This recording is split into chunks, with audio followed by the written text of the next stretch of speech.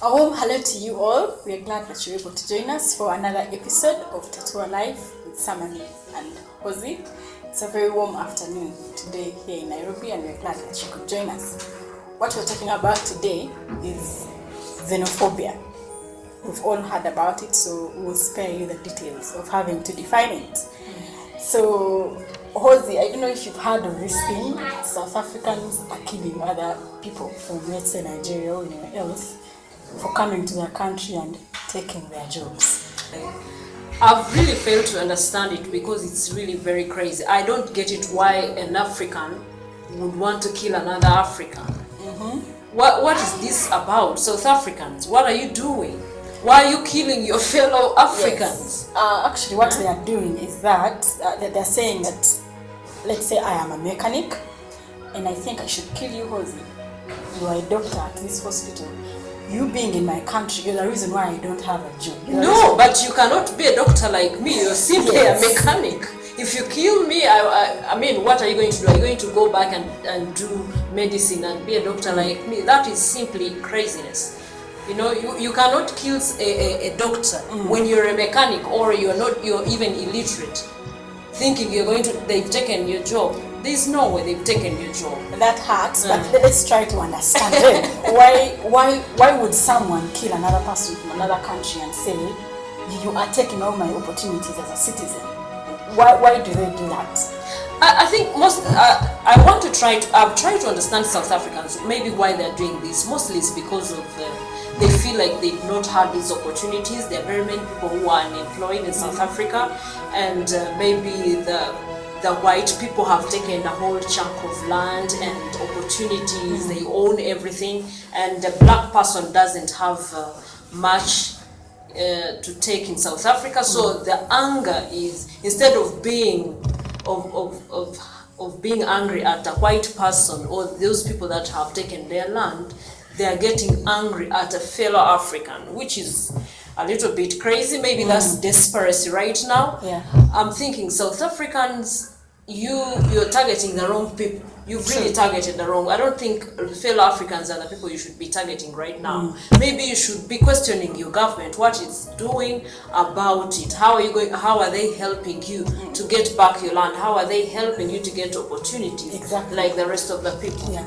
Well, when you talk about the government, I realize by the way this problem can mostly be sorted by the government. Yes. Because I'm sure the government has statistics that show people are this much unemployed.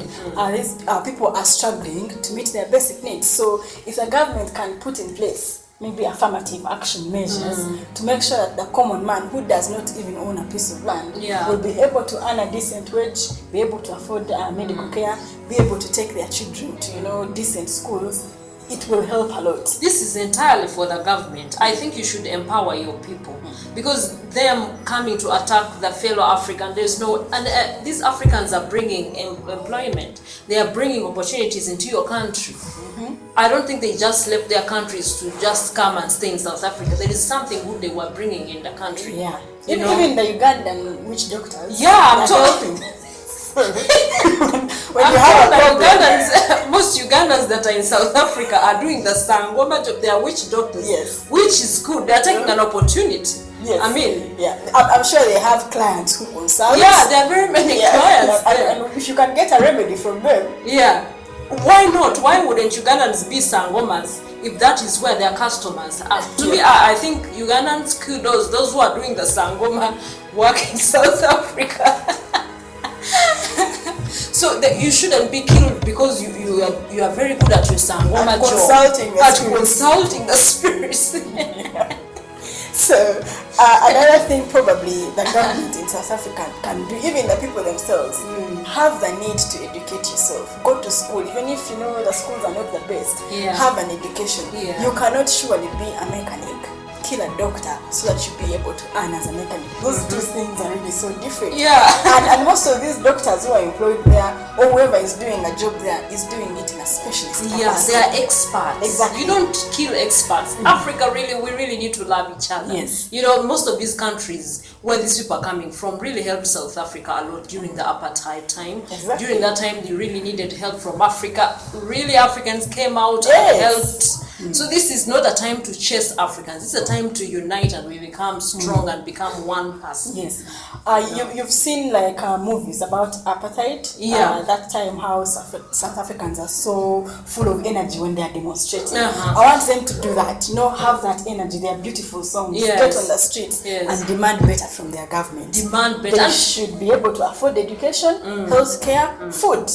It's their right. South Africans, you're very good at demonstrating. You are very strong people. We see that in movies. We see it in everything. Like you're people who bring out your points very well. I think you should choose the better way of doing it, not killing the fellow Africans. And put pressure on your government to do something. Put pressure on your country. I think Madiba is really not happy wherever he is in heaven. He's looking down at you people and he's like, what did I fight for? And he was a peaceful man. He really wanted peace for South Africa. And do not shame him by killing fellow Africans, really. True. And then another thing is if you must hate someone, you can't hate them because they are Nigerians or they're Ugandans or they're Kenyans. What should they do about it? If you must like them, should they now denounce their nationality so that they say they are one of you? These are things you can't hate someone for. You're also a South African. If you came to Kenya, you don't want us to ban you because you're South African. And then of course you hear talks of let's boycott South African businesses. That will be so bad because all your businesses are everywhere in Africa. Talk of MTN. Imagine if Uganda was to leave MTN. If Nigeria was to boycott MTN, what would that be? Would be killing our own continent. I think most South African businesses are everywhere in Africa. So you should respect that. Don't start killing people just because they've come in your country. And then another thing is, you cannot be the only people staying in that land. God gave us this world. He really wanted us to move everywhere. You cannot restrict us to stay wherever we want to stay. And we're not there illegally. Most people are not in South Africa illegally. People are there legally. They've crossed the border, they've done all the documents, they are there legally. So I don't think you should be killing them for being in your country. In your country. And in any way you should be happy. Getting diversity in your country. Don't, you can look into marrying these people, getting learning beautiful things, whatever they're coming with that is beautiful, learn from them. That's the diversity we want, really. Exactly. And then again, in this era, we are talking about being global citizens. So when you find yourself having a small mind and saying, I am Kenyan, so Kenya is mine. Won't you ever go to Uganda? Won't you ever go to Sudan? We are now talking of global things. So do not restrict your mind to this sense of your nationality. The world is so huge; it is all ours. And actually, people who have not traveled always have limited knowledge of things. I would prefer you look into wanting to travel to other countries and getting to learn from them and loving their culture and embracing diversity. Go marry their women. The Ugandan Sangomas don't just go for business. Marry those beautiful Zulu women. Eat different food from different countries and see how beautiful the world is when it is diverse. So we talked about something about boycotting businesses from South Africa, and I realized that is actually one of the effects it's one of the xenophobia. If you become xenophobic, other countries could actually decide to retaliate, and then you're the one to suffer as a country.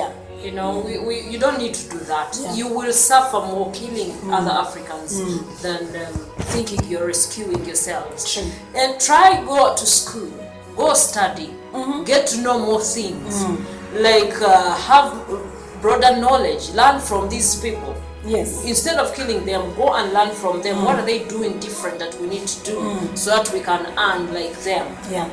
So these foreigners you don't like, they actually pay taxes. What is interesting about the taxes they pay is that their rates are higher than what the locals pay. So they generate more income for your beautiful country. So it is these taxes that are used to build roads, to improve, these other public amenities. So enjoy their being there. If anything, encourage many foreigners to come to your country and pay hefty taxes.